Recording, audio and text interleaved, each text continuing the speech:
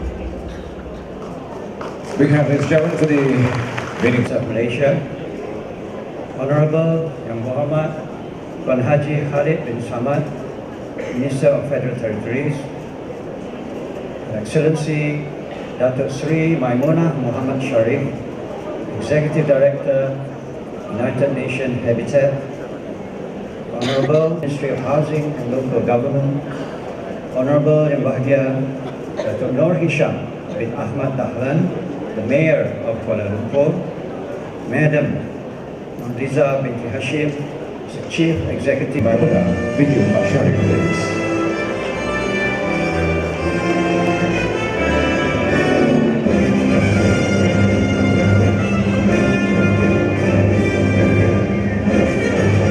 The Honorable Yang Amat Berhormat Datuk Sri Dr. Wan Azizah Dr. Wan Ismail, Deputy Prime Minister of Malaysia, The Honorable Yang Berhormat Tuan Haji Khalid bin Abdul Samad, Minister of Federal Territories, Secretary General of Ministry of Housing and Local Government,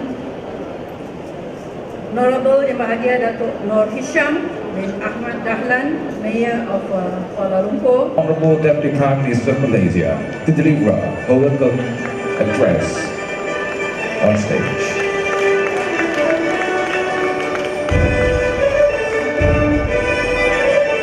Assalamu ala asyrafil anbiya'i wal mursalin wa ala alihi wa ashabihi ajma'in. Saudara and Mr. K.T. Pillay, Master of Ceremony, Honorable Yang Berhormat Tuan Haji Khalid Samad, Minister of Federal Territories, Yang Berhormat Mulia Senator Datuk Raja Kamarul Bahrain Shah, Deputy Minister of Housing and Local Government, Her Excellency Datuk Sri Maimunah Muhammad Sharif, Executive Director UN Habitat from Pulau Pinang. I'm very honoured and very proud that she's from Penang.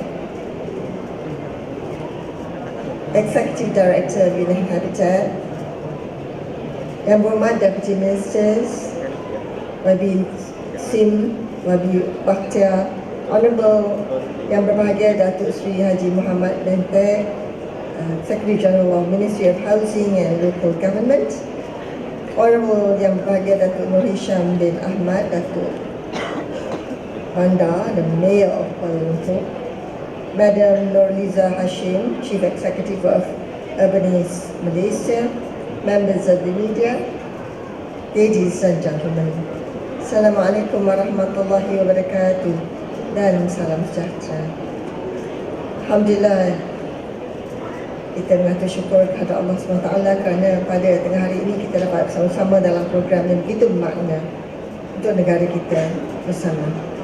I believe this is a natural progression from the 9th session of the World Urban Forum which Malaysia hosted in February of last year, which saw the attendance and participation of 165 nations and almost 30,000 people. Let me start by asking ourselves today, what do we hope to achieve from this forum? Perhaps for many of us, we are here to try to answer one question: how do we make our lives and the lives of everyone else better? Indeed, as more people continue to live in cities, the urban future will be full of challenges from physical, environmental, social, political and economic perspectives. Most of all, the people are the ones who must come first. It is about making the city livable, equitable and one which provides good quality of life for all Malaysians and also non-Malaysians who come here. I like the call of the new urban agenda that no one is left behind and cities are for all. Distinguished members of the audience, I find it very disturbing that a 2018 report by UNICEF of children in lower income households in Kuala Lumpur found that 15% of our children below the age of 5 are stunted, 22% are underweight, and 23% are either obese or overweight. They have no conducive place to study and their surrounding environment is unsafe. While most children almost all children aged 7 to 17 are in school, only 1 in 2 of these of those aged 5 and 6 are in preschool.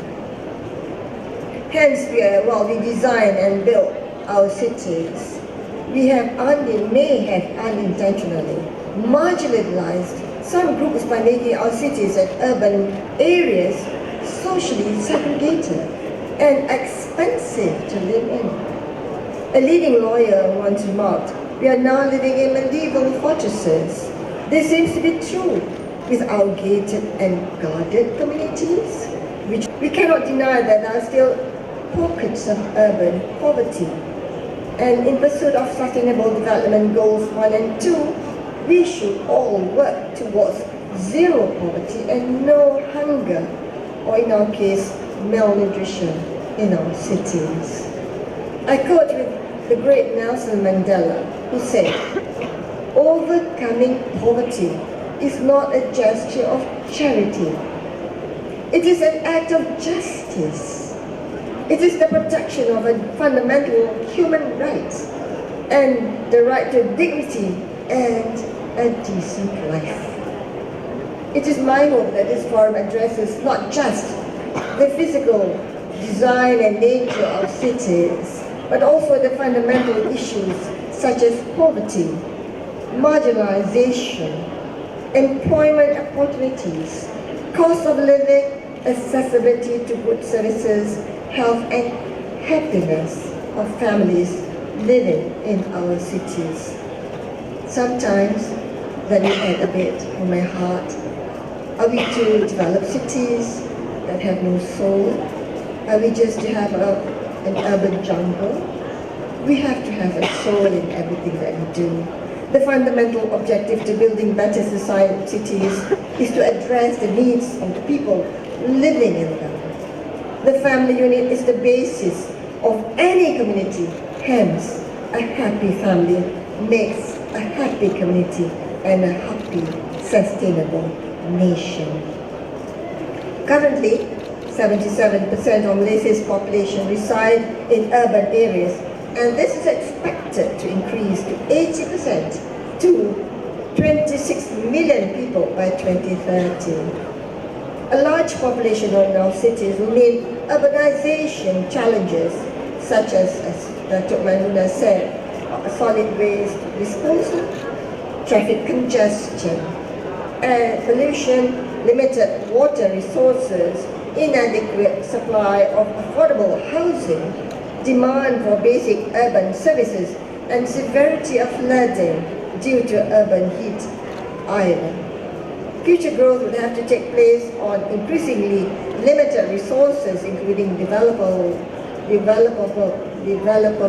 land in our towns and cities. This is growth and success. The issue of aging society has yet to be addressed, to be factored in our national development plans. We will be an aging nation by 2030, and we need to have plans and actions required to address the needs of this group, which includes relooking into our urban planning and designs as well as our urban development. We must ensure our cities are people-friendly, cities are barrier-free and with facilities and amenities that will enable our differently abled and elder communities to live equally amongst us. As Dato Raja was saying, that we want our aged also to be actively aging. You want to have dignity. You want to age with dignity. That's why these things will help in the planning of our cities. The core challenges facing this forum undoubtedly require national responsibility and solidarity. This also demands commitment from each and every one of us. Strong leadership and partnerships at all levels are vital and crucial, from the neighborhood communities to NGOs, professionals, business, private sectors, government agencies at local, state and national levels. Communication, consultation, sometimes we work in silos, and engagement are essential for us to progress forward. We must think about the 4 Ps: people, public, private partnerships. Public participation should also be both at the policy and its execution. And unless the people partner the government in its initiatives, many goals may just remain on paper and not yield any results. Informed decisions are also key, and here again the role of people, both public and private, are key to ensure that correct information is received. Progress and development are dependent on well thought out decisions. Sharing this responsibility amongst key stakeholders is important, and feedback. Sometimes we think we have made the best, we need feedback. Should be incorporated from various professional bodies about our development. Planners must be inclusive in their designs and incorporate universal concepts, which local governments must impose in all development plans. Malaysian planners have still a car-centric and not people-centric mindset. We must move people and not cars. There must be a sustainable mobility in public transportation and privately owned vehicles, and planners must also incorporate the infrastructure for electric vehicles as we move forward, and enough charging stations for this to flourish. Some can measure the progress for the commitments made in this forum. I wish to thank Dato' Sri Maimuna, UN Habitat, for being the global partner for this important program, and the presence and support of the Executive Director herself, Dato' Sri Maimuna, who is also our former Mayor of Penang and Seberang Perai. It is good to see you back here. Selamat balik ke rumah, ke tanah air. And I hope that UN Habitat will continue, as you said, the commitment to support us. I also thank all of you who have come from near and far for your presence here today. I hope this will be a fruitful forum for you that will continue to inspire, and your commitment towards building a sustainable urban nation. For our guests from abroad, please enjoy your stay and savor the best that Kuala Lumpur and Malaysia has to offer. I wish you all fruitful deliberations and look forward to hearing the outcome of this forum. and may God bless us all. And thank you for having the patience to listen to this. Thank you very much. Happy success. Thank you very much, Honorable Lisa binti Hashim, to join and accompany the Honorable Deputy Prime Minister on stage for the launch of the Malaysian Urban Forum.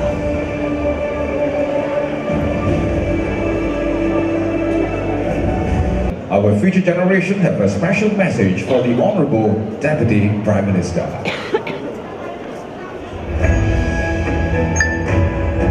Madam Deputy Prime Minister, please tell us your plans for our future.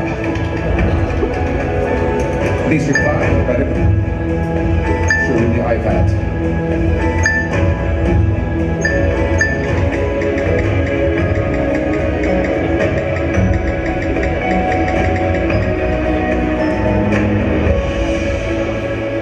Incredible answer, there you go, ladies and gentlemen.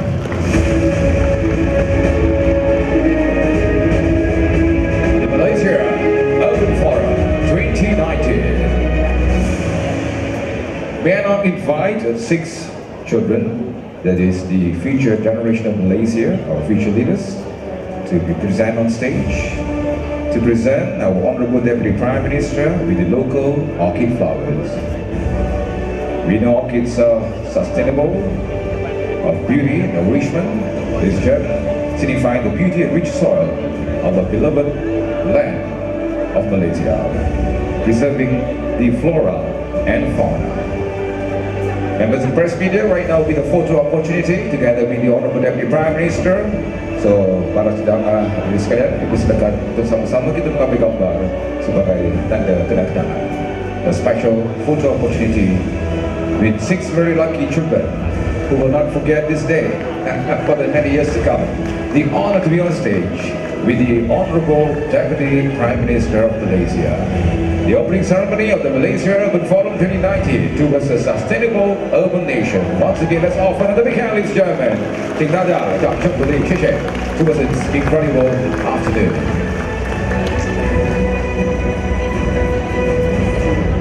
Thank you, Deputy Prime Minister, together with the VIPs.